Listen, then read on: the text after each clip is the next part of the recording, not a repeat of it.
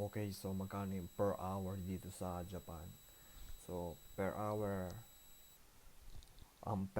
sa Japan. So, yung per hour. So, depende kung saan kayo nakatira. So, kung nakatira kayo sa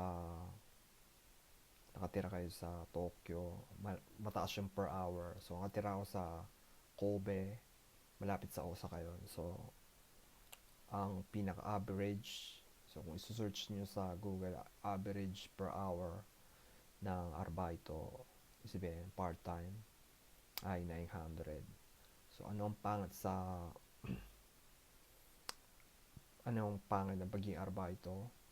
Ano, pwede kang mapard kahit kailan. So, ayun ang pangit. So, ang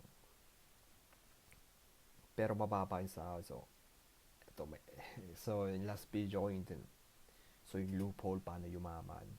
So, basically, may mga part-time na hindi ka magbabayad ng tax kasi kung magpa-part-time kayo, 7 days kayo magwo-work. Sabi ko, di ba, pwede kayong umabot ng 42 kalapad or 30 kalapad. And hindi ka magbabayad ng tax. And ayun, pwede yun. So, kung alam niyo yung loophole na yun. So, ano, tawag dito. Ngayon ko lang naisip to. So, 26 years old na ako. Ngayon ko lang naisip na may loophole talaga sa paano maging mayaman. Kung paano ka maging mayaman. Ibig sabihin na mayaman, maraming cheche, bureche sa ano na to eh, sa Japan. So, kung, kung maano nyo yan, kung maiwasan nyo yan, o alam nyo yan. So, lahat naman tayo, hindi natin alam to sa una. So, ayun. So, even na nagwo-work ka sa company, ano, even nagwo-work ka sa company, hindi ka na makakatakas sa loophole na to. Monigera rin. Sabihin, magbabayad ka lagi ng pera. So, ayun. So, ayun yung ang pangit na loophole. And, magbabayad ka ng tax, insurance, health insurance, and nanking. So, pag 65 years na, babayaran mo yun. So, lahat yon obligation, lahat ng citizen. And, may loophole din doon. So, yung loophole na yun,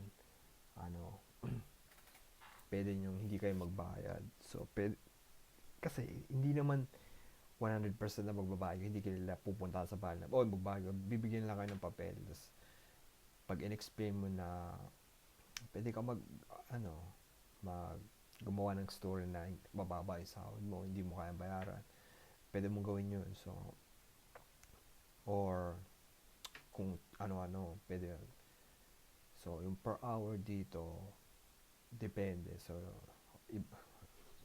yung per hour, so, 900 or 1,000. So, kapag gabi, mas mataas. Or magtatrabaho sa panggabi na trabaho, siguro mas mataas pa yung sahod. And senggoy ako eh. So, kung nagtatrabaho sa bar or panggabi, siguro 2,000. Depende kung marami kayong okeksan. So, ibig sabihin ng customer na pumupunta para uminom na alak. Malaki sahod nyo. So, grabe yun. And, yeah. So, per hour, so 900 hanggang 1,200.